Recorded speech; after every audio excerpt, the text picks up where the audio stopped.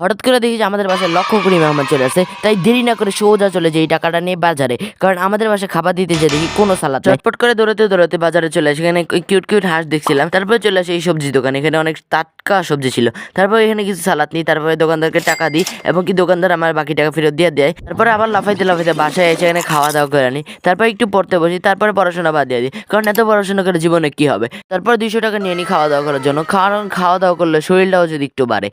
দিন করতে করতে 7 সমুদ্র পাড়ি দিয়ে চলে আসি এই চটপটি দোকানে, এখানে কি চটপটির অর্ডার দিয়ে দিই। তারপর এখানে এই ভাইরা বক্সিং খেলা খেলতেছিল, একটা ঘুষি দিলে 822 কেজি উঠা যায়, এই ভাইয়াদের এত শক্তি। তারপর এখানে কিছু ভাইয়াদের মারামারি দেখলাম, মারামারি দেখার পর এখানে ছোট পোলাপানরা বম নিয়ে দুষ্টামি করতেছিল, তারপরে যে বম খেলা দেখলাম এখানে। তারপর দেখলাম যে এখানে কিছু ভাই র্যাকেট খেলতেছে, ওদের চেয়ে ভালো আমি খেলতে পারি। তারপর এখান থেকে চটপটি পার্সেলটা নেওয়ার পরে আমরা সোজা চলে যাই একটা পাস্তার দোকানে, এখানে উনি অনেক ভালো পাস্তা বানায়, তার জন্য এখান থেকে ওনাদের কাছে অর্ডার দিয়ে দিই। তারপরে ঝটপট করে বানায় উনি আমার দিয়ে দেয়। তারপর রাক্ষসের মতো খায়া চলে যায় রিক্সা দিয়ে বাসার দিকে, রিক্সা দিয়ে উঠতে উঠতে বাসায় চলে যায়। আমার মনে ছিল না যে বাসা থেকে ডাইল নিতে বসে, তাই আবার ডাইল নিতে চলে আসি। আজকের মতো বিদায়, আল্লাহ হাফেজ।